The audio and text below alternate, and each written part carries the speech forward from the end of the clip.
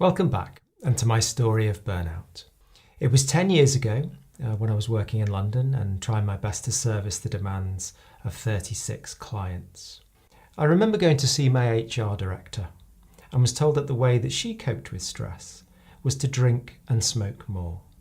Now, that advice was given to me a decade ago, and I'm praying that the quality of support has improved since then.